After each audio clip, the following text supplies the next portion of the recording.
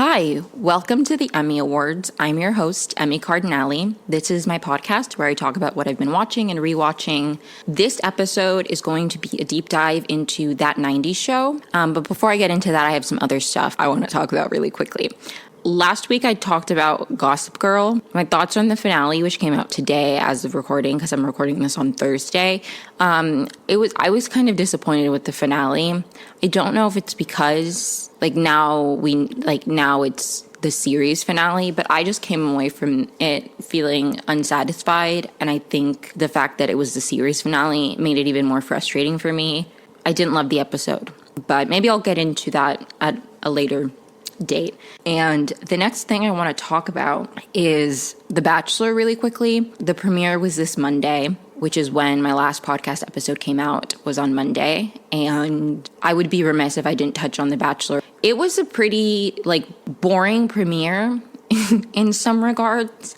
I don't know if I'm necessarily against that because I don't know. I think I'm excited to potentially have a season where it's more romance than drama. Don't get me wrong, I love the drama aspect of it, but I just don't love when the drama is forced, if that makes sense. I'm excited on that regard. I do just have to say the limo entrances, all of the 90% of them were kind of boring. That normally, I think the variety of limo entrances kind of, to me, is what keeps the premiere really engaging, and I felt like this one was kind of lacking. I was thinking about it, and I wonder if it has something to do with the fact that we don't know a ton about Zach, so it's what are they going to say?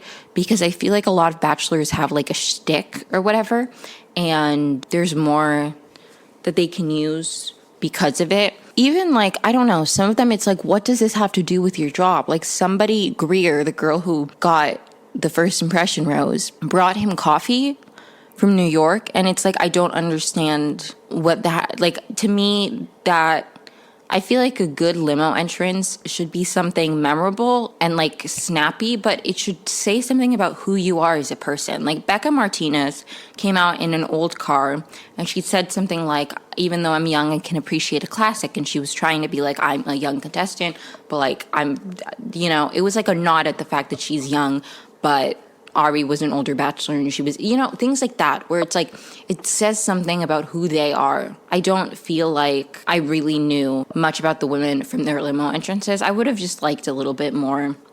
The limo entrances fell flat for me. The rest of the episode was fine. I don't know how I feel about Greer getting the first impression rose. I think she performed very well in the first episode, but she did have a controversy come out, which she did address on her own Instagram. So, and I'm not Black, so I don't feel comfortable giving an opinion on whether her apology was sufficient or whatever. Anyways, she apologized for having defended blackface. I don't know what year, but that's not really relevant to me. Early favorites, I love Charity. I think she is going to go far, and I don't think she's going to end up with Zach, but I hope maybe that's a potential bachelorette. I think she would be a great bachelorette. She's a child therapist. Get good vibes from Charity. So I'm keeping my eye on her. I don't think Greer's going to go necessarily that far, just based on previews, and the first impression rose doesn't have the best. It's not the greatest indicator for The Bachelor specifically. Don't get me wrong, it's a good thing to have. It gets you, 90% of the time, it gets you a good amount through the season. But it's not an indicator that you're necessarily going to get to top 4 or anything like that. So I don't really foresee her going particularly far. I think Gabby wins solely based off of Bachelor Fan Takes video. If you're into The Bachelor and you've never seen Bachelor Fan Take, you've never watched any of his videos, you should check out his YouTube videos because he breaks down the previews and he's amazing at it. I'm always basing stuff of my predictions on what he sleuthed out based off of the promos. This is not an original thought. But yeah, I don't think Greer goes very far. I do think Charity at least gets a hometown, hopefully. And so I hope that there is a good arc for Bachelorette. Game of Roses, my favorite Bachelor podcast, is keeping their eyes on Christina Mandrelli. because she like did really well in the first episode. I don't think she's gonna go that far. I don't know. She did an okay job. For me, that is not the kind of player I like. The one that is so like on paper perfect for The Bachelorette or The Bachelor, which is the same reason I wasn't particularly compelled with Zach. Like my ideal kind of like contestant watching as a viewer is somebody like Gabby Windey, where it's like Gabby Windey was like a great bachelorette on paper in that she was like a Broncos cheerleader. She was in like NICU nurse. She was like amazing, you know, but her actual personality and the way she carried herself, it felt a lot more like a real person, where people like Christina Mandrell, not Mandrelli. I apologize. I don't know. She feels too rehearsed to me. Like I don't vibe with her. But we'll see. I'm excited to see what happens with her in the season. I'm completely unspoiled. But those are my initial thoughts on The Bachelor, Bachelor premiere, all of that. Oh, How I Met Your Father, first episode of season 2, came out this Tuesday. I'm excited about that. I got a TikTok about them filming the finale in front of a live studio audience, and that if you're in LA, you should like reserve a ticket. And I considered it, but it's on a Friday, and I don't have Fridays off, and I don't want to request off for the filming. So, anyways, I will eventually talk more in depth about that, so I'm not going to get into it. But I am excited to see Barney Stinson in season 2. And to find out more about Sophie's dad, because they did a little flash forward because she says something in the episode about that being her rock bottom. And then future Sophie is like, actually, my rock bottom didn't come until later that year. And the flash forward is her on the phone telling her mom, I think I'm dating my dad. And then she crashes into a car, and it's Barney's car. So I'm excited to learn more about her dad. I'm excited to see Barney. I don't know. I'm excited about season 2. I like How I Met Your Father, as I talked about in my last episode, if you watched it. So all that out of the way. Any life updates that I have? Not really. Oh, my friends, I mentioned this in the last episode. I have friends coming to visit me in February, and I said I don't know what the podcast. I was kind of inconsistent for the month of January. And I said I didn't know what would happen with the podcast with my friends coming to visit. They want to be featured in the podcast, so I am going to record an episode when they're here. They'll just be in it. And there may be a video version of that on my YouTube channel. So, because my bestie Ezra really wants a video version. All that aside, if you like this episode, if you like any of the episodes you listen to, please make sure to follow me wherever you listen to podcasts, all of that. Thank you so much. Thank you. Okay, so that 90s show. I would like to just start off by saying that I am not in that 70s show like savant. I don't know enough about that 70s show to really go into it with like that lens. When for example, I'm a big Gilmore Girls fan. Like I have watched it an obscene amount of times. And if they were to ever do a spin-off of like Rory's kid, like years later or something like that, or like Lane's kids or something like that, I would go into it understanding like references, stuff like that in a way that I do not for that 90s show. And I do just want to establish that because I'm coming at this from like an objective viewer to some extent because I don't have much of an emotional attachment to that 70s show. I've seen a good amount of it. I haven't seen it all the way through. I have watched it in bits and pieces. I really wanted to rewatch all of it when I heard that 90s show was coming out, but it's not on Netflix anymore, and I don't have Peacock, but I would like to watch it all the way through eventually because I've liked what I've seen of it. And I know vaguely how all the characters left off, but I'll get into that as I go along. So that is just my perspective coming at this. I do know the characters, all of that, but I am not that 70s show expert. So if I miss plot lines, if I miss references, my apologies. But if you don't really know much about that 70s show, then you and I are in the same boat. The first episode is called That 90s Pilot. It starts at Point Place, Wisconsin, July 3rd, 1995. So Kitty is like there's Kitty Foreman, Red Foreman, their parents to Eric, If you know the original series, you will know the characters. I didn't like know who the characters were. It wasn't like I completely didn't know anything about it. But anyways. So Kitty, it's like 4th of July weekend. Kitty's super excited to have Eric visiting. So she's cleaning the house, she's dancing, she's so excited. Eric arrives, we meet his kid, Leia. He's married to Donna, and they have a daughter named Leia because they're big Star Wars fans. And we find out that Eric is an overprotective dad. They get in, and she's like, I need to go to the bathroom. And he's like, be careful, like the toilet, like the water comes out too hot. Like he's like really overprotective. Donna wrote a book. Kitty and Red, or one of them, I don't remember, is like, we were like, Donna, we saw the review of your book in the paper. We read it. And she's like, you read the book? And they were like, no, we read the review. So Donna's a published author. Very happy for her. Eric works at a university, and he's an adjunct professor. They live in Chicago. I don't know if they moved to Chicago at the end of that 70s show. Again, I'm very sorry for my lack of knowledge.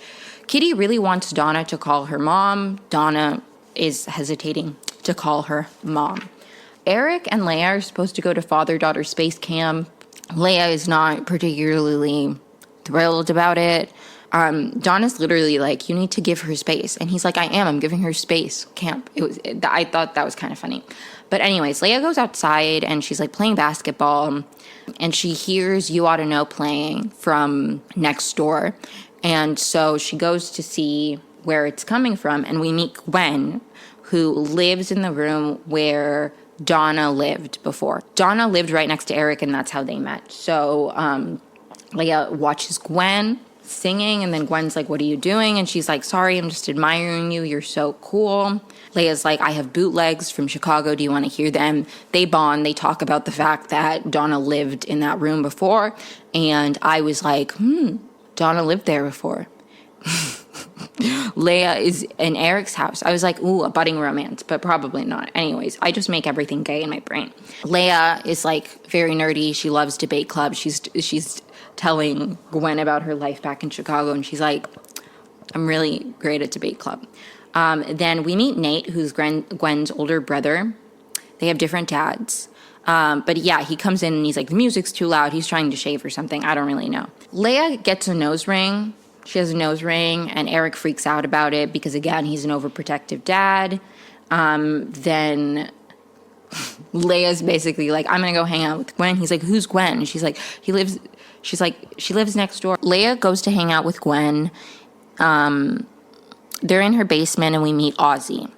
Ozzy and Gwen met last year in detention, so he's part of the group. Then a few other people come down to the basement. Nate, who we already know, and then Nikki, who is Nate's girlfriend, and Jay, who we find out later in the episode is a Kelso. So basically, they come in, they tell a story about how they got a free keg because they were outside of a liquor shop, and the employee was like, are you here to pick up the keg that was prepaid for? And they're like, yeah, so they have the keg. They don't have a tap, though. There's a really funny scene where Donna and Eric are upstairs, and it's like this big thing where it's like you're upstairs people now because obviously Donna and Eric hung out in the basement with all of their friends and other adults, and it's like a very cute, I don't know, I really like that moment. They do a classic That 70s Show thing where they like, it's like a circle and they spin the camera kind of thing. I don't know how to explain it, but if you've seen the show, you know what I mean. And they do that upstairs, and it's like they're upstairs people and they're adults, and it's so funny. They're drinking Zima too, which is very 90s. Leia, because she's the new girl, they're like, you should get the tap. At first she goes in, she pretends to be pregnant, like she has a fake belly, but then the belly moves and the liquor lady, it's like Mama's discount kegs or something, so they call her Mama. That she's like about to call the police. Mama is. Leia is a total badass, and she gets them the tap. So that happens, and they're all like, she's amazing. Then it cuts to them. They're on top of the water tower with the keg, and they're drinking beer. How did they get that keg to the top of the water tower? But that's also that 70s show is them on the water tower. And Leia wishes she could stay for the summer. And then she says something, it's so cute. She has this moment with Gwen when she's like, this is going to sound dorky, but I'm interested in us becoming best friends. How can we make that happen? And Gwen was like, stay for the summer. Maybe we'll see what happens. Oh, I forgot to mention that Jay Kelso kind of hits on Leia earlier. He's like flirty vibes, you know. And he says something to her, and Ozzy's like, that would have worked on me. So that's how we find out that Ozzy's gay. Leia, she comes back to the house, you know, she had a little bit of beer. Eric's like, you missed the fireworks. Like, what's going on? Because it's the 4th of July. Let's not forget. And she stands up for herself, and she's like, I want to stay here. And it's so funny because Eric, like, doesn't really know what to say. And then Donna's like, and then he's like, take it away, Donna. And Donna's like, I'm so proud of you. And then the mom starts to speak, and he's like, yes, Mom, thank you. And the mom's like, you can stay here if you want. Everybody's turning on Eric, and he's freaking out. It's so funny. So Eric's very against it. He's basically like, no. Leia has a very teenage moment where she's like, you ruin everything or whatever. And she storms off, you know, very 15-year-old of her. And there's a really sweet moment with Eric and Donna on the hood of the car, which is something they did in that 70s show a lot. And kind of Donna convinces Eric to stop being so hard on Leia and to give her the space and let her stay in Wisconsin for the summer. So Leia gets to stay for the summer. Eric, like, you know, tells her that she can stay. It's like a very sweet moment. And then Eric and Donna are leaving, and Donna calls Kitty Mom, which is what she wanted at the beginning of the episode. And then Jay and Leia are in the kitchen, and they're heading out. And Kitty's like, where are you going? And she's like, I'm going to hang out, and we're going to the lake house. And Red's like, who are you? And he's like, Jay Kelso. So that's how we find out Jay is a Kelso. And then Michael and Jackie come in, Kelso and Jackie come in, and that's how we find out that Jackie and Kelso are remarried for the 3rd time. Like, she's in her wedding outfit, and they're like, you're getting married, and they're like, we're getting remarried for the 2nd time. So this is the 3rd time they've been married. Yeah. Something that I wrote down is, why don't Kitty and Red know Kelso and Jackie's kid? I guess now that I'm thinking about it, like, it's not like they had a kid the same age, or like, but I don't know. I feel it's kind of weird to me that Donna and Eric don't interact with Kelso and Jackie, and that they don't really know about each other's kids, or their kids have never met. It's like, I just feel like there's a lot of like, what happened in all those years, in the 20 years between, or the 15 years between the end of that 70s show and that, like, what happened?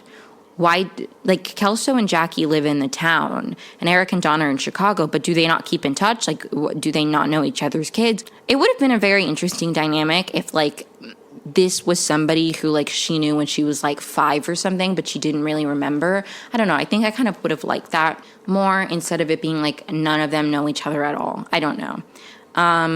Anyways, the episode ends with Kitty is like, has sorted through the basement. She is like, here's some records of your dad's games, etc. And they find a stash. and they're like, oh my God, your grandma hooked us up. And Leia's like, what is it? And they're like, no, like, and she's like, no, seriously, what is it? Very funny. Anyways, episode 2. Final thoughts at the end of episode 1. What has happened with the adults? That's my biggest question mark at the end of episode 1. I do have to say, I know a lot of people had many feelings about Jackie and Kelso being together, and I think it's cute because Ashton and Mila are together, but I didn't really like them together as a couple. And again, I haven't seen the series in its entirety, so I am speaking from someone who's only seen mostly the earlier seasons and like bits and pieces. But I just don't think that they were that good for each other. And the fact that they're like, this is the 3rd time they're being married, I don't know. Part of me hopes that that's like meant as like, if they come back, maybe they won't be together forever. If not that, I don't know. I'm not. Anyways, so episode 2 is called Free Leia. They're all hanging out in the basement. They're trying to decide if they are going to smoke. Leia's wearing a shirt that's like a Dare shirt, and she's like, I'm literally wearing this shirt. It's kind of like, weird or whatever. Nikki's cousin did Brett Favre's bathroom, which I thought was so funny because I watched the show Claim to Fame, and Brett Favre's daughter was on it or something. And wasn't he just like caught in some kind of scheme? Anyways, I've never heard of Brett Favre before this. Although, wasn't he like from the Wisconsin cheese pack? What is it called? The something Packers? The Packers. I know it's the Packers, but is it something Packers? Anyways, I'm sorry, I'm not a sports person. We have like the classic smoke circle, you know, very that 70s. Kitty doesn't know what to do with her evenings now. Red has a little vegetable garden, and all of the vegetables are very small. I'm like breezing through plot lines that I don't feel like are very important, and I'll give my opinions on the stuff that I do think is important. They mentioned Donkey Kong when they're high downstairs, and Leia goes upstairs to get Raisin Bran, and because they all want Raisin Bran because they're high, and her grandparents turn into Donkey Kong, like the video game, and I thought that was a very cute detail.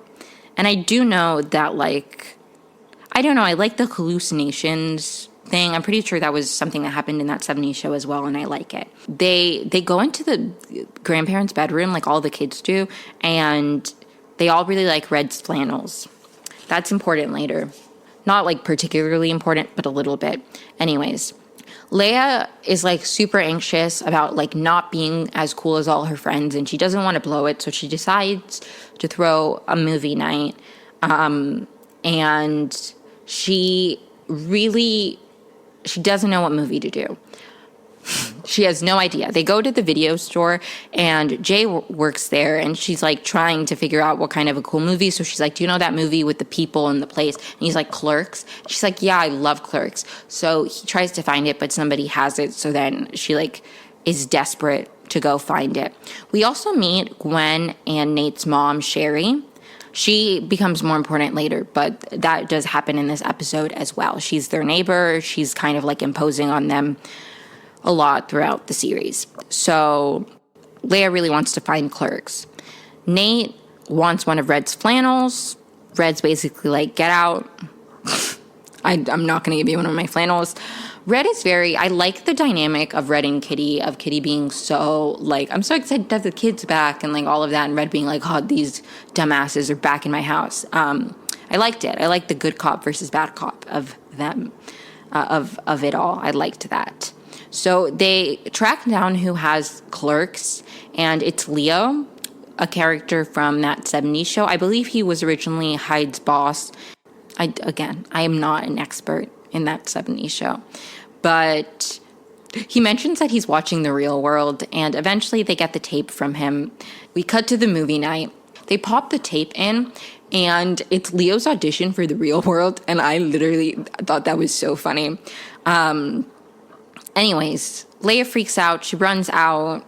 Gwen goes to comfort her, and they're sitting on the hood of the car. And again, I was like, ooh, that's a Donna and Eric parallel. Are they going to be gay for each other? Anyways, they weren't in the season, spoiler, but I don't know. I always have hope that things could become kind of sapphic later in the future. Anyways, very sorry. Anyways, they end up watching Free Willy, which Leia had said at the beginning of the episode was her favorite movie because she was trying to figure out a cool movie, and Kitty was like, whatever your favorite movie is cool. And she's like, my favorite movie is Free Willy. And she's like, okay, maybe not that. Anyways, and they all love Free Willy, so it all works out. It's like kind of a nice thing where, and Gwen says this to her, she's like, you found like the group of people who don't fit in or something like that. And so it's like it all works out. Like, and I feel like the fact that they all end up liking Free Willy really shows that, like, Leia found her people. Like, she doesn't need to try to be cooler than she is. What she likes and who she is as a person is accepted by them in this small way, but it means so much more. And I loved that. It was really sweet. Red gives Nate one of his flannels. He leaves it in Nate's van, and it's like a very sweet moment. Sherry is like talking to Kitty about her relationship trouble, and we find out at the end of the episode that Sherry is dating Fez. Although she wants to break up with him, that's like the big thing. She's like, she wants to break up with him. Anyways, that's how the episode ends, is we find out that the guy she's dating, who she wants to break up with, is Fez. So episode 3 is called Lip Smackers. It starts with Nikki and Nate making out, and we find out that Leia's never kissed anybody. She's like freaking out about never having kissed anybody. Girl, you're 14. Calm down. Ozzy has a Canadian boyfriend. His name's Etienne. Everyone thinks that Etienne is fake. Sherry couldn't break up with Fez. She tells Kitty that it's Fez. We find out that Fez has like a hair salon chain and like a bunch of commercials, and he's like a bit of a local celebrity. Kitty's like, oh my God, I know Fez. She used to hang out with Eric.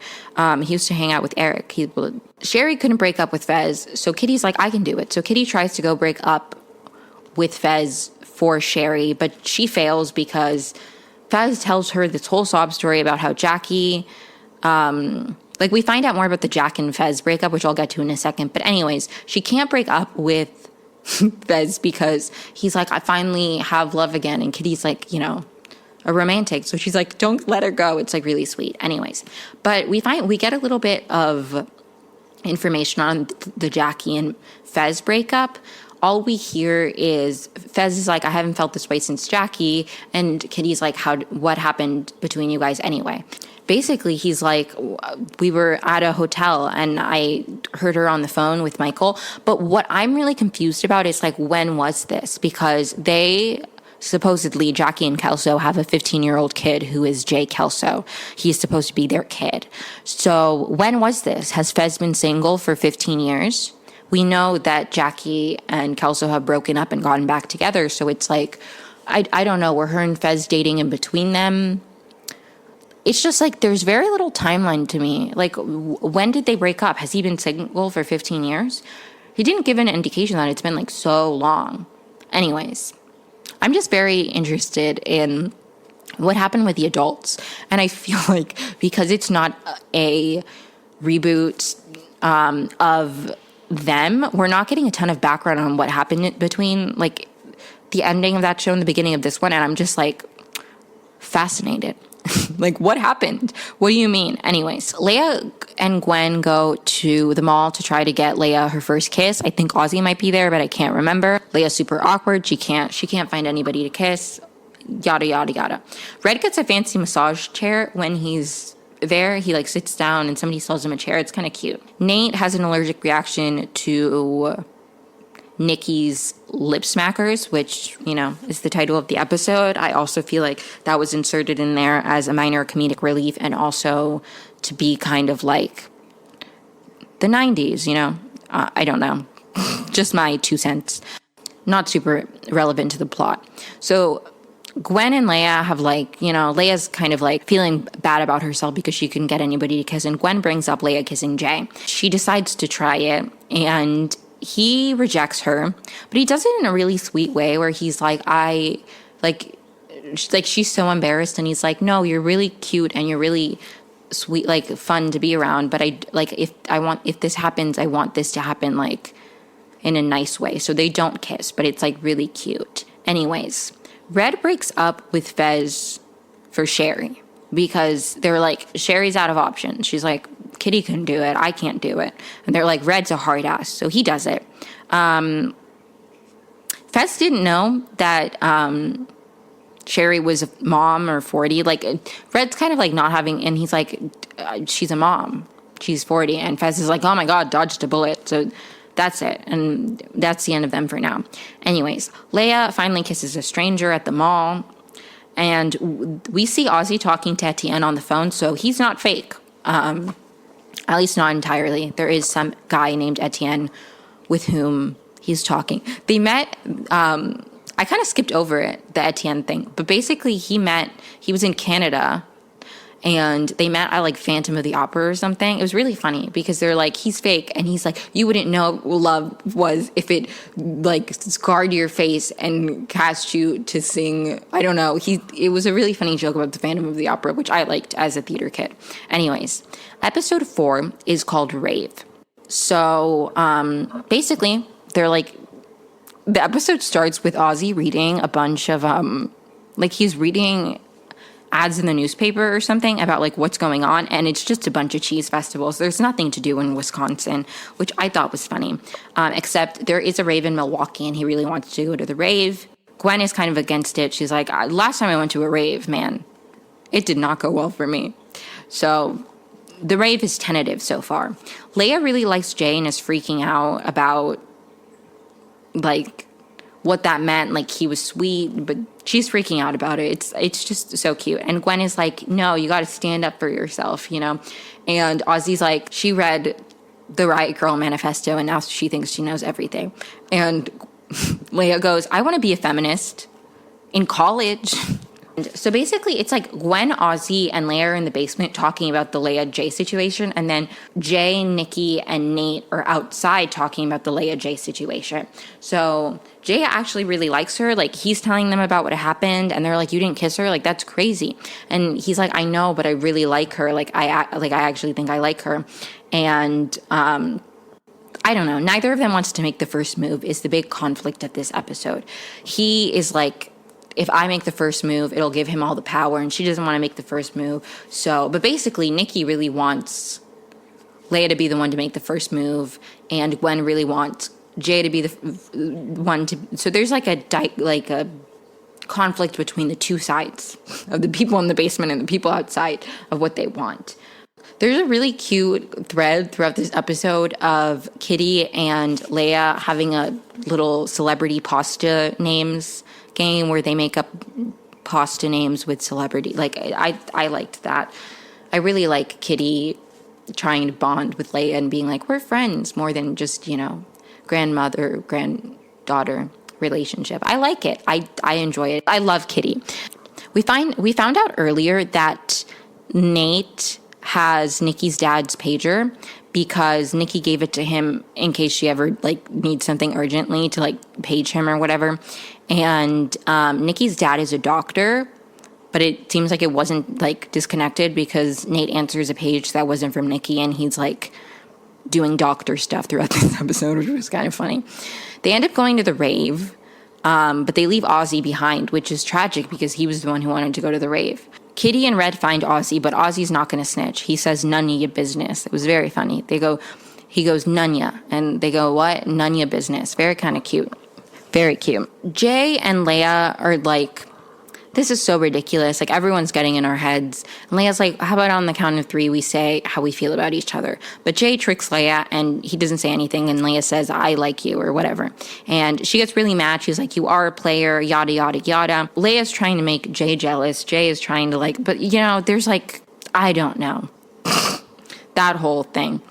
And Ozzy ends up snitching on them, and Red goes to the rave to get Leia. So we find out Gwen, they're back at the house now after Red snatched them from the rave. And we find out that Gwen only skimmed the Riot Girl manifesto. And she's like, I'm sure that the general thing is just like doing what you want or whatever. Because earlier she's like, don't let a man control what you do. Kitty and Red get mad at her, but Kitty is the bad cop and then Red is the good cop. And it's like an interesting, I don't know, I liked it because Kitty is normally the like one who's so excited about having the kids in the house, and she's like, you know, I don't know, I feel like it was a nice, I enjoyed it. I enjoyed seeing them kind of switch roles in a sense, and they liked it. Kitty was like, I enjoyed being bad cop, so it's nice to see them not just being like one-dimensional in their grandparenting of Leia. The episode ends with Leia's playing basketball outside, and Jay comes and he's like, how about on the count of 3 we say how we feel about each other? But this time Leia tricks Jay and he says, I like you. And she says, I think we should just be friends. The episode ends with Leia talking to Gwen, and she's like, that was, I didn't mean that. I just wanted to be the one in control. Leia asserting her power over Jay, tricking him. It's like a nice little flip of it. Okay, episode 5 is called Step by Step. Kitty is setting up her first computer ever. Ozzy's helping. He has a 16-step plan to come out to, a 16-step coming out plan. And coming out to Kitty is step 7. It's like coming out to an adult in his life who he knows, but isn't like necessarily like his family or anything. I don't remember all the steps. Part of them are like coming out to strangers. The last one is coming out to his parents. Leia's like, you're so confident. I thought you were already out. And Ozzy's like, I'm a gay kid in small town Wisconsin. Like, it's a miracle I'm out to anybody. And it's like, so true, Ozzy. What a king. Anyways, I love that for him, genuinely. Nate and this is the first episode where like Nikki and Nate have conflict. Like, they are not having fun with each other. Like, their relationship does not seem fun. And rewatching it, because I watched all of that 90s show, and then I rewatched it and took notes. And based on the ending, I started picking up on like their conflict more, because their relationship, anyways, I'll get to it. But I would just like to make note of that Nikki and Nate are not vibing. Nate really wants to pick up this like used free hot tub or whatever, and Nikki's like very against it. Him and Nate and Jay go to pick it up. It ends up being a trick of like this old woman just wants to get hot, impressionable guys in her hot tub. Not that interesting. Leia tries to test the waters with Kitty to see if she's like accepting, so Ozzy can feel like safe to come out, but she does it in such a vague way that Kitty misunderstands, and she thinks that Leia's talking about like having sex for the first time, and Kitty freaks out, calls Donna. She's like, your daughter's about to have sex, Donna, even though she's not. That's not what it was at all. Gwen and Nikki are by themselves because Nate's gone. Leia is everybody's preoccupied, and they're like by themselves, and they're like, we don't know what to do. It's like awkward. They're like, they never hang out, just the two of them. They're not friends, but I kind of I liked it. They end up getting glamour shots, and that was really cute. And I was like, maybe I'd ship them together. If Gwen and I would just like a sapphic relationship in the next season. That's just me. And I have seen people on TikTok say that they give like Hyde Jackie vibes, and I'm not against it. So anyways, that's just a thought I had in my head.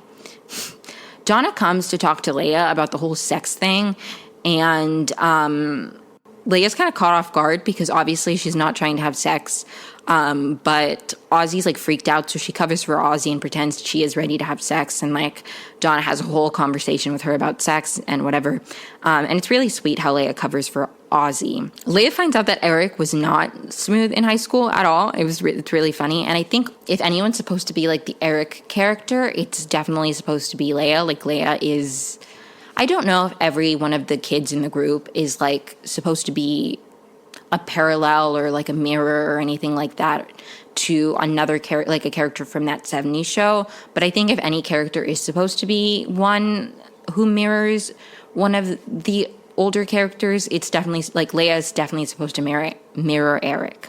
Some people think Gwen is supposed to be the Hyde kind of character. Nikki is like Jackie.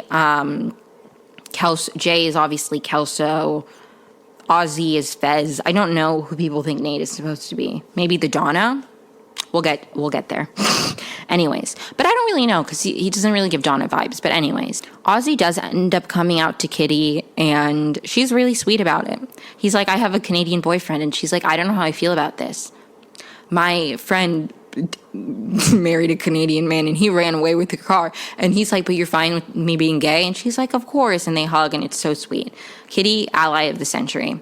It was so sweet. Like, it was so sweet. Leia finally decides that she's going to tell Jay that she likes him, but he's on a date with a girl who he met at the hot tub. That sounds so vague, but anyways, the old woman who was tricking people to come be in her hot tub, her granddaughter, like, calls Jay cute, and they end up dating, and that's who he's with when Leia is going to go say that he likes her, but he does not. It's very sad. And at the end of the episode, we see Red using the computer despite him at the beginning being very against it. It was so funny. She's like, this is the way of the future. One of us has to stay hip, you know? Like, you can read the news. And he's like, you can read the news right here. And he points to a newspaper. It's called the Point Place Gazette. I wrote it down because I am a newspaper designer, so I pay attention to things like that. And he's like, it's called a newspaper. And you know what I love about this? There are no wires to the government. But he comes around. He's looking at, like, some woman on the internet or something. So that's a nice little thing. And Kitty's not even like upset that he's looking at like pictures of other women. She's like, oh my God, I'm so glad you're using the computer.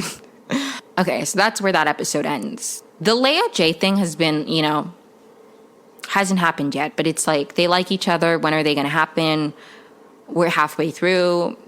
It's back and forth so much.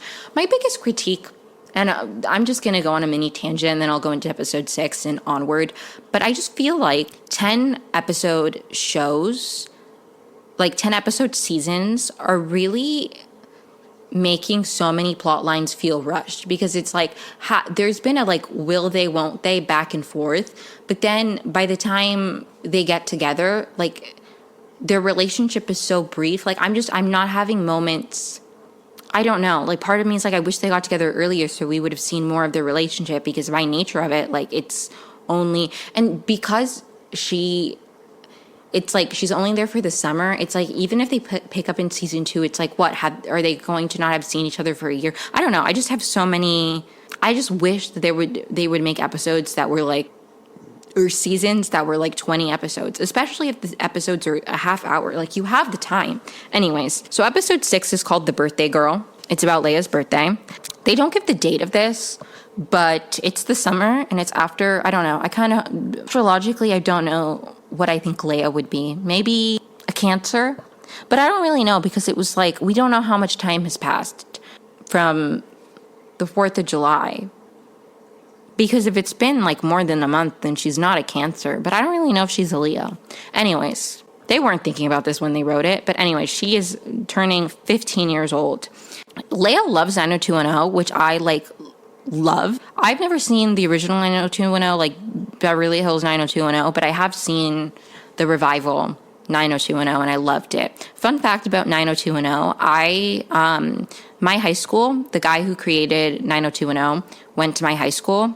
Not at the same time as me, of course, but he went to my high school. He's one of like the few famous alum from Winston Churchill High School in Potomac, Maryland. And there is it's like folklore or like, a myth or whatever, or like rumored that he based 90210 on my high school, which I mean, that's not really that crazy if it's true, but supposedly he wanted to call it 20854, which is our zip code, but nobody would recognize it, so he moved it to 90210. I feel like that is the part that's more like, could be true, could be not, but the fact that he based it off of my high school, I feel like that's probably like not that unbelievable, because like, if you're a writer, you write about what you know, and my high school was very privileged. But anyways, that's just a little tangent. Donna and Eric aren't coming back for Leia's birthday, which is kind of sad.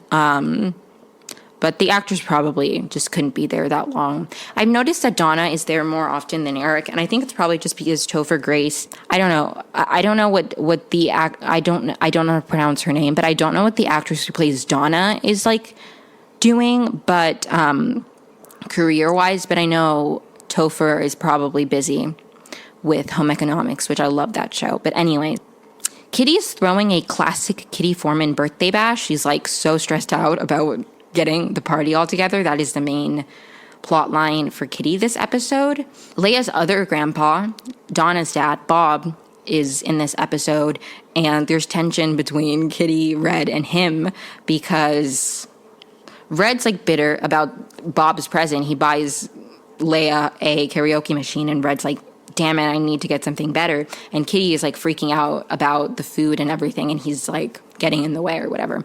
There's a 90210 sequence that I don't really understand, because I've never seen 90210 the original. It's like she views herself as different characters. But I liked it. I enjoyed the vibe, and I feel like if I knew the show, I would have liked it more. But basically, she's a Brenda. It's like, I'm Brenda, but I need to be a Kelly. Again, that means absolutely nothing to me, so sorry. She invites Jay to her birthday party, and she invites his girlfriend too, whose name I literally don't remember. He doesn't show up to the party. She's like waiting by the door. He doesn't come. He watched me watch the front door all night, willing you to come. And he said, it's supposed to be fun turning 15. Anyways, that was so bad. I'm so sorry. But yeah, no. So he doesn't come.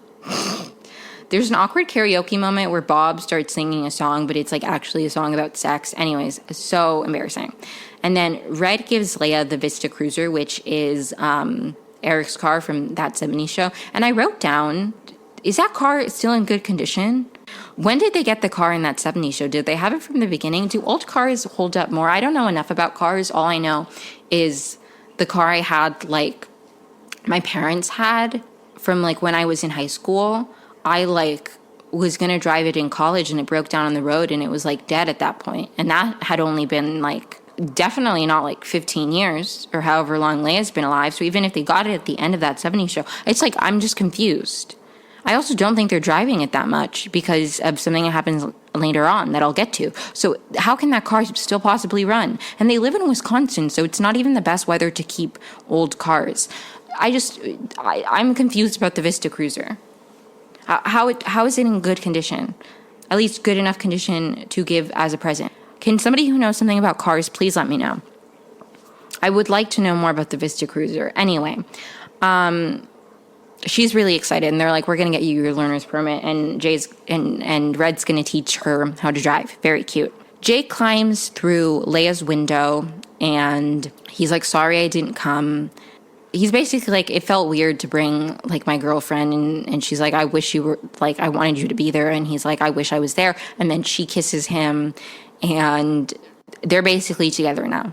She's like, can you break up with, I don't remember her name. I literally don't remember her name. Yeah. And then Leia's like, do you want to go for a drive? And he's like, yeah, but I don't have a car. And she's like, no worries. So they're driving, and the episode ends with a police siren.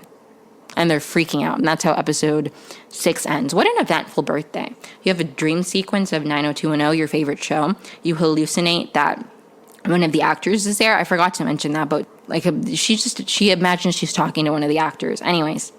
And then, boom, you get a boyfriend. What a birthday. On my 15th birthday, I went to a creamery, and I met baby cows. That was it. That was my eventful 15th birthday. I didn't get a boyfriend. Like, congrats, Leia. A boyfriend and a car. Anyways, episode 7 is called Boyfriend Day 1. The episode opens with, like, Leia and Jay sitting on the couch in Red and Kitty's house, and like they're being told off or whatever. We find out that they get pulled over because the license plate hasn't been updated since 1980. So again, have they not driven the car in 1980? Or are they still taking care of the car? If they haven't been driving the car for 15 years, then it can't be in good enough condition to drive. I know that this is a minor show, but that bothers me. What is up with the car? Anyways, Leia is super excited about dating Jay. Red is like not excited about her dating Jay or whatever. So a big plot line of this episode is that Gwen wants a tattoo. Her mom will not sign off on getting a tattoo. Red forbids Jay from being in the house anymore. Nate is jealous of Nikki's SAT tutor. Again, more conflict in their relationship. Their relationship at the beginning was very much just like they made out a lot, and he's like, she's out of my league. That's why he wanted the Red's flannel, because he was like, my girlfriend really liked me in it, and she's out of my league or whatever. And it's mostly just them fighting, and yeah, I don't think they're the best couple. I don't think they're particularly that compatible. Anyway, so he's really jealous of her SAT tutor. She is like super motivated, wants to do well in the SAT, go to med school, yada, yada, yada. So Kitty's going to the dentist, and Sherry is supposed to pick Kitty up from the dentist because Red needs to go to the DMV to get the car license plate updated and all of that. Leia thinks she and Jay should go do it to show Red that Jay is responsible enough and all of that. So Leia's like, can we do it? Sherry at first is like, no, but then Leia's like, we'll fill up the car, and Sherry's like, go for it. So Gwen, Jay, and Leia go to pick up Kitty from the dentist. Kitty is super high from the dentist, and she's like super, out of it. And Gwen has the idea that they should stop at the tattoo parlor because Kitty can sign the consent form, and she'll do it because she's like high or whatever. So I don't know if you heard my cat, but that was my cat meowing in the background. My apologies for any noises she makes. So anyways, they don't really think it's the best idea, but Gwen convinces them, so they stop, and it's taking a while, and then they come back, and Gwen did not get a tattoo, but Kitty did. When Nate is all nervous about Nikki's SAT tutor, Ozzy's like giving him advice, and he has this imagined talk show segment where like Ozzy has a talk show or whatever, and I loved that. But I don't really have much to say about the Nikki Nate thing, except that most of their relationship so far has been conflict. So that's how I feel about them. Red gets mad about that tattoo and Sherry letting them do it or whatever, and Jay takes responsibility, but Red does not care at first. He's like, whatever. Nikki and Nate finally talk about the SAT tutor and Nate being insecure. Nate is worried that Nikki is going to leave him behind. She has all these plans for her future, and she's worried, and he's worried that he's not going to be in it. And he's like, can you promise me that won't happen? And she's like, I don't know, but I know that I love you, and like for right now. And again, there's like a big asterisk next to their relationship in my mind that this is not going to last. Red comes around about that about Jay. Him and Kitty talk, and he's like, he's not his dad. Michael Kelso would have never taken responsibility. And he also comes around on the tattoo. Red teaches Sherry to ride a bike because when Red got mad at Jay and everybody, he also got mad at Sherry, and Sherry got all mad and kind of treated Red like he was her dad and was like, you never taught me how to ride a bike. So Red kind of like teaches Sherry to ride a bike, and it's like a very sweet moment where he's like, I don't know, being kind of paternal. And the episode ends with Sherry crashing into Red and injuring him. So episode 8 is called Summer Storm. It is, as the title indicates, about a summer storm. Red is injured and he's trying to keep busy. There's a storm, and Kitty's upset about it because she wanted to donate stuff, but Red won't leave the house. But Red won't leave the house because of the rain, and he doesn't want to get rid of anything. If he paid $4 for something 20 years ago, he needs to keep it forever. So she's really upset because she's like, how am I going to do this? Sherry asks Red to help out at her house to keep him busy and allow Kitty to look through her boxes and have everything set aside. Leia is freaking out about doing stuff with Jay because he is much more experienced than she is. This is her first relationship. Like, she's barely just kissed somebody, for the first time. So she's all anxious about that.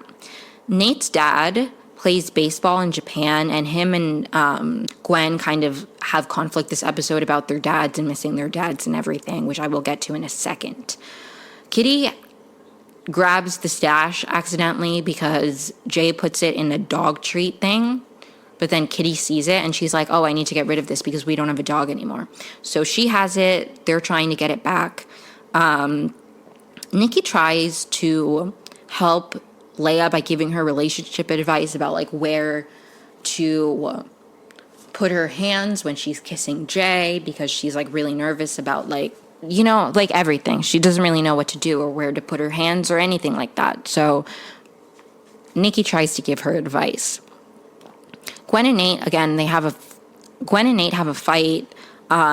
She stole a shirt that Nate's dad sent him from Japan and like grunged it all up or whatever. And she doesn't understand why he's so upset because it didn't even fit him. So she's like, it didn't fit you. Why are you upset about this? But eventually they have a nice moment where it's like, I miss my dad too. And they like hug and they make up and it's all beautiful. Loved it. I don't know. It's nice to see them talk about the fact that they miss their dads and how that impacts their relationship, and then kind of like some kind of resolution, because there's a lot of like brother-sister angst, and it's nice to see a little bit of resolution, even if it's brief. Leia and Jay are kissing, and he moves suddenly, and she accidentally touches his private part, his, downstairs region, whatever you want to call it, his situation, as they would say on The Bachelor. If you get it, you get it. They get the stash back.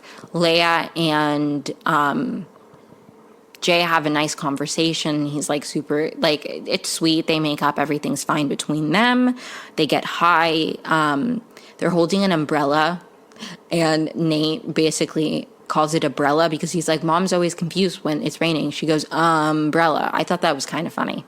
I'll admit that I giggled. The rain stops. They go outside. They're having a really great time.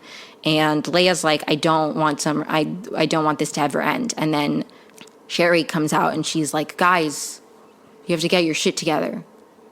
Summer's about to end. This is all about to end. And that's how episode 8 ends. So R.I.P. Leia's life. Anyways, episode 9 is called Dirty Double Booker. So Leia's freaking out about summer ending because she doesn't want to go back to her life in Chicago with no friends and no boyfriend and no life. Ozzy hasn't done his summer reading, so the whole episode, it's just him reading little pieces of books and comment about it. The first book he picks up is Big Brother, and he reads, Big Brother is watching you, and he goes, so it's about a perv, got it, and then he puts it down. I thought that was kind of funny. Nobody's excited about school starting except Nikki. Nikki loves school. She loves learning, all of that. Nate hasn't been training at all for football. And he's like freaking out because he was supposed to be doing that all summer. And Jay's like, I'll train you. So there's like a whole Jay and Nate training sequence. Again, Nikki is kind of like annoyed by Nate. Nate doesn't understand why she loves school. Again, there is conflict between them. I feel like I'm such a Nate and Nikki hater, but it's just like, what do they like about each other except their there's nothing there. Anyways, Nikki is hanging out upstairs and Red's like, what are you doing? And he's up here and she's like, those kids are idiots. Kitty gets a call while Nikki's there about a nursing position being opened up at the high school and it being available to her, and Nikki decides to help her with like her interview and her resume. Red is kind of against it at first. Leia made plans with both Jay and Gwen. So she's rushing through her hike with Jay because she doesn't want to be late to her plans with Gwen, aka a dirty double booker, as is the name of the episode or whatever. She's like rushing through the hike with Jay, and then they get lost and they find Leo again and they ask him for help, but he doesn't really know what he's doing. Gwen shows up at the house to pick up Leia, and Kitty's like, oh, she's still on her hike with Jay. And so Gwen gets really mad. She and Ozzy go to the country club by themselves because Leia's plan with Gwen was to break into the country club or whatever. So Gwen and Ozzy go by themselves anyway.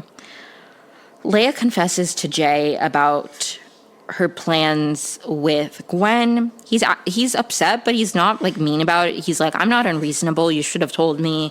I liked his response. Like he didn't get mad at her. He was hurt. But he was reasonable about it. I liked his response. We see Gwen and Ozzy at the country club. He is slaying. He orders something and the employee goes, what's your member number? Can I get your member number? And he goes, can I get your unemployment number? What a way to work the system. Anyways, Leo drives Leia and Jay into town. So that's how they finally get out of the forest where they've been lost. Red comes around to Kitty working. He like brings her resume that she leaves at the house accidentally. Nate is like super sore from all the working out that he did all in one day that he was supposed to be doing for the summer. And Nikki is super dismissive. She doesn't want to help him. Again, they don't really seem to like each other. Anyways, so he's like sore. Nikki's like, I'm busy helping Kitty. And Leia helps Nate. And they have like a nice little moment. She like talks about Gwen and he like gives a really nice perspective about Gwen and how much she's gonna miss Leia and how much like Gwen puts on a brave front, but she like deep down is like not as cool as like, he's like, Gwen is Gwen to you, but like here she doesn't have that many friends and not that many people get her and she's gonna miss you more than you think she is. And it's like a very nice thing. she calls him smart, and he goes, nobody's ever called me smart before. I don't know. I liked, it was a cute moment, okay? I'm not opposed to Nate and Leia together, okay? That is all I'm saying. So you guys are gonna hate me, but I don't even care. You guys, who's gonna hate me? I don't really know. I'll get to it at the end. Kitty gets the nursing job. Gwen and Leia have a sweet moment. Leia's like, you're my best friend. Like, you're not getting rid of me. If I'm on the moon, I'm here for you. They hug. They make up. Things are better between them. Nate tells Jay that Leia helped him because Jay's like, I'm sorry that I couldn't be there for you, like, because he's, you know, in such a bad spot physically with being sore. And he's like, don't worry, Leia helped me. She's like pretty great. You really lucked out. And Jay is like, yeah, she's great when she's here. And he's basically like, I need to have a serious conversation with Leia about like us going forward. So the episode ends with us kind of knowing that Leia is going to be dumped soon. Episode 10 is called Kids in America. Leia has a disposable camera that she is like really anxious about using. I love Leia because she is just like, everything stresses her out. She is so relatable. She's like trying to figure it out, but she's like, she can't figure it out. And she accidentally takes a photo of Ozzy's butt, and Nikki decides to take charge, and she's like, I'll take the pictures. Jay at some point says burn the way that Michael used to. And that was really fun. It was a nod to that 70s show. I enjoyed that. It's Leia's last night, so they're like partying. They're drinking the rest of the keg from the first episode. And Nate mentions the breakup thing, not knowing that Leia doesn't know. And shit hits the fan. Leia's upset. She like yells at Jay. She's like, I can't believe I'm one of your summer things after all. She like sprays Cheese Whiz down his pants. She's mad that they're not even trying. He's like, long distance is going to be hard. And she's like, but you don't even want to try. And then everybody sides with him. So she just gets really mad and like runs out. The next morning, Kitty is really happy that Leia is going to come back next summer because her boyfriend's here. Her best friend lives next door, and she loves my potato salad. She's obviously coming back. And then Gwen comes in, or Jay calls, and Leia's really mad at the phone. And Kitty's basically like, Gwen, why is Leia so upset? And she's like, stuff with me, stuff with Jay. And yesterday she got sick from a potato salad. And Kitty's freaking out. She's like, those are the big ticket items, Gwen. There's a plot line this episode about a tree. A tree falls in Sherry's front yard, and she has to deal with it and deal with her landlord. And she's dating Fez again. And Fez has like some kind of feud with the landlord that he like decides to just prioritize his relationship with Sherry over his feud with the landlord. And he like, I don't know. I don't care about this plot line. I don't care about Fez. I know I said that I was interested in what happened between them, but like between the characters from the old show, but I'm not interested in like, I don't care about his dating life. Okay. Sorry. I know Wilmer, I don't know how you, I know he's from Venezuela, but I don't like the man. Okay. Anyways. I'm from Venezuela, for context, if you're listening to this and you're like, what does that have to do with anything? I typically like to support my Venezuelans, but me and him we are not friends. So anyways, I don't really care about this plot line, but he I don't know, puts his ego aside and helps Sherry or whatever. Good for him. I don't care. Kitty really wants to convince Leia that Point Place isn't so bad. She's like doing everything that she can. Donna is back to pick up Leia. Again, what I was saying earlier about this actress being in it more than the actor who plays Eric. Like, she's in a few episodes. I think this is the third episode she's in. Eric's only in the first one, which I find interesting. Donna comforts Leia, and she's like, first, like, breakups are hard. Being a teenager is hard. But you know what helps? Like, talking to your friends. Go talk to Gwen. Like, it'll help. Just make up with Gwen. It'll be okay. I do have to say, I find it kind of narratively confusing that, I mean, I guess she kind of snaps at Gwen at the beginning of the episode when Gwen agrees that maybe her and Jay shouldn't be together. But, like, they made up at the end of the last episode. Like, would one fight really be, like, causing, like, I don't know. I feel like they shouldn't have made up if a big conflict of this episode was going to be she's having problems with her girlfriend, Freudian slip because I want them to be gay. She's having problems with her boyfriend, her best friend, and the potato salad. They made up at the end of the last episode after the double booking thing. I feel like after that kind of conversation with a friend where you're like, I'm not going anywhere, you would not be, I don't know. But maybe I'm wrong. Anyway, that's just my 2 cents. I feel like I didn't understand the first time I was watching. I was like, why she's saying there's stuff with Gwen? I thought her and Gwen just made up. And I watched it a second time and I understood that it was because she snapped at Gwen early, like at the beginning of the episode. But I still find it kind of confusing that her and Gwen are having conflict when it seems like such a minor thing that she would like briefly snap at her when she's like going through a breakup. I don't know. Like a few episodes ago, we saw how heartbroken Leia was about, I think that it was at the beginning, it was the episode of her birthday. At the beginning of it, she's like so distraught about her and Jay's breakup, even though they weren't dating. Like, would you not expect Leia to be super emotional about her and Jay breaking up, that she would snap at you a little bit? I don't know. To me, it's just like, I don't even feel like there's conflict between them, and I'm going on a tangent. Anyways, Donna comforts Leia. Kitty finds Jay and tries to convince him to give it a shot with Leia because she does not want Leia to not want to come back to Point Place. There's a moment too, I forgot to mention this, where she's trying to convince Leia that Point Place is really great, and she's like, Leia's calling it a podunk town, like she's so anti-Point Place, and she's like, it has such a great jingle, everything points to this place, and I love that. Anyway, Nate and Leia talk because Leia's looking for Gwen, but Gwen's not there, and they have like a little moment where she's like talking about her breakup, and she's like, it really sucks, and it like sucks that everybody was siding with Jay, and he's like, not everybody, like he's like, Jay's my best friend, so I didn't want to go against him, but like I'm on your side, like I feel like you need to give it a shot. And they like a moment where they talk about being hopeless romantics, and about wouldn't it be so nice to find somebody who understands you and how you can talk to with anybody, and then they lean and they're about to kiss and Gwen interrupts. Anyways, and I just have to say, I wrote down in my notes, I don't hate this.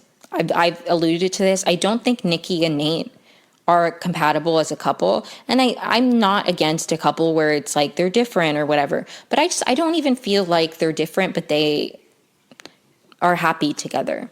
Jackie and Hyde from that 70s show, they were like opposites, and they like didn't like it. Like that to me is different. This is just like they're dating, so they like each other, but they don't seem happy. I don't know. I'm not opposed to them not being together.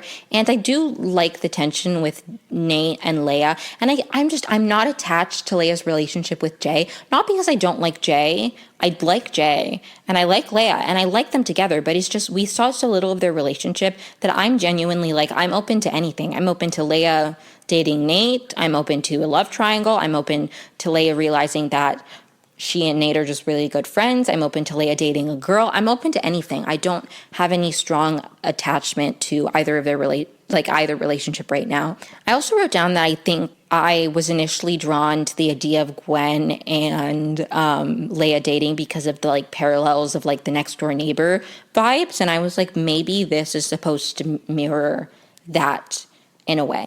I'm not against this. I do not think Nate and Nikki should date. Maybe Nikki should date Gwen. But yeah, I'm not against it. Fez gets high and with some of the kids, which is like weird to me. But he imagines everybody from like that 70s show. Like we see a young Kelso, we see a young Jackie, we see a young Eric. I thought that was really cute. I liked that moment. That was the only moment of Fez's where I wasn't like, I hate this man, get him off my screen. Gwen and Leia are on the water tower, which parallels the first episode, and I really liked that. I mean, they even are like, remember the first time we were up here, like at the beginning of the summer? Like, it's so weird. Can you believe all of that time has passed and we're so different? And I liked it. I liked that they ended on the water tower. Like, that's not where the episode ends. But I like that in the last episode, there's a nod to the first episode with the water tower and everything. Gwen's like, you were so nerdy, you couldn't stop talking about Debate Club. I loved it.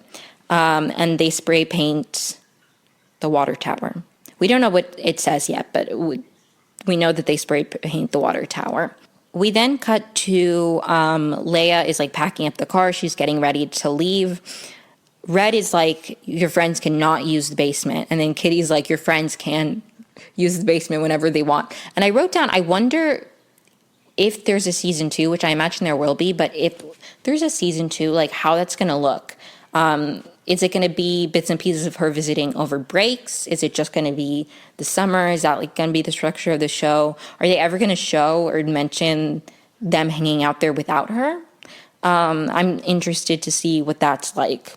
Like, are they going to hang out there without her, or would that be weird? Like, I don't know. Anyways, Nate and Leia talk, and they both agree that their almost kiss was not nothing, that it was something. And then Jay shows up, and he wants to give it another chance. He's like, I, you know, and she's like frozen, and she doesn't know what to say. And she's like, and then Gwen's like, she'll call you when she gets to Chicago. And they all say goodbye. Jay is like, I'm really going to miss her. And Nate is like, I am too. And then he's like, not. Ozzy's like distraught. He's like crying. Kids in America plays as Dawn and Leia drive away. And the episode ends with the photos from the disposable camera. And there's one that says Gwen, and we see what they spray painted on the water tower. It says Leia and Gwen 95. And that's how that 90s show ends. So my general thoughts are, I liked it. It was a very fun, easy watch. I don't think that it's necessarily the kind of show that requires like a deep dive, like detailed watch of like things, but it's fun to pick up similarities and parallels to the original. I've said this in my last podcast episode, but I am a big fan actually of spin-offs where it is somebody's kid or it's in the same world but different characters. I like that. I like How I Met Your Father for that same reason, because it's not a direct reboot in that it's the characters but just however many years later. It's the same world but new characters. And I like the premise of like somebody's kids passing the torch, and I like that 90s show. I like it so far. I think when you make a reboot or a spin-off of like such a cult classic, or I don't know if it's a cult classic, but like it has a very big fan base, like that 70s shows, like there's going to be a lot of like opinions about it. And I very much enjoyed it as somebody who doesn't know a ton about that 70s show, but have always enjoyed it. I enjoyed it for that reason. And I'm excited to, I've seen stuff about how the kids aren't the best actors and this and that. And the thing is, are they the most fantastic actors ever? No, but I would be very excited. It was like a fun, cheesy show. And I feel like a lot of the same similar ways that 70s show was. And I feel like the actors can grow into themselves and can grow into the characters. And I'd be very excited to see how the show grows and how the characters grow and how the actors grow over many seasons. And I hope that if it has a season 2, it also has more than a season 2, because I am very sad about Gossip Girl only getting 2 seasons, even though I had my complaints about the revival. But anyways, my general thoughts, I liked it. I was born in 99, so I'm not a 90s kid, and I would never claim that I know enough about that decade to watch it and be like, this is relatable to me. But I enjoyed it. I like the characters. I like that it's more diverse. I like that there's a gay character. I wish that either the episodes had been longer or the season had been longer. I say this every time I watch a show that is 10 episodes and the episodes are only half hour long. I don't feel like I'm getting enough. I don't know, because it feels kind of condensed. Like, it's what I was saying about Leia and Jay's. It's what I was saying about Leia and Jay's relationship is that I don't feel particularly connected to it. And I don't entirely know why, but I think it's because of the timeline. And yeah, there have only been 10 episodes in one season so far, so who knows, maybe I would grow attached to them. But I have grown attached to relationships faster I just think there's something about the arc of like they were kind of a will they won't they for like the first half, and then they got together and they were like dating for like 2 episodes, and there was like a bit of conflict of her like not knowing how to like be in a relationship with someone so much more experienced, and then the conflict is that they're gonna break up because they're doing long distance, and it's like they've barely been dating. I don't even know. Like I would like a little bit more content to, I don't know. And I tend to like TV better because I feel like I get more attached to the characters and the storylines, and I have hope that I can if the show continues. For example, I really liked Ginny and Georgia season 2, and I had feelings and connections to the characters. But after season 2, I felt like I had a deeper connection and more to say and all of that about the characters. And so I have hope that if that 90s show continues, that I can grow those kind of relationships and thoughts and opinions with the characters that way, hopefully. If you enjoyed this, please follow me wherever you listen to podcasts. Follow my social media for any updates. You can contact me on any of my social media with feedback, critiques, concerns, suggestions, anything. Next episode will likely be a deep dive on Ginny and Georgia season 2. I did a review of season 1 if you want to listen to that before next week. Yeah, if that is not my next episode, it will be the one immediately after. I just need to get through rewatch. I need to rewatch all of season 2 and take notes. So if I haven't done that in a week, I'll just pull something together for the next episode. But I intend that to be the next episode. Some days work is busier. Sometimes work is busier than normal. So I'll see how life goes. Thank you so much for listening. It really means a lot. Share this with a friend. Post about it. Give me a good review on Spotify or Apple Podcasts. Anything of the sort. I hope you have a great day. You will hear from me next week. Bye, guys. Thank you so much.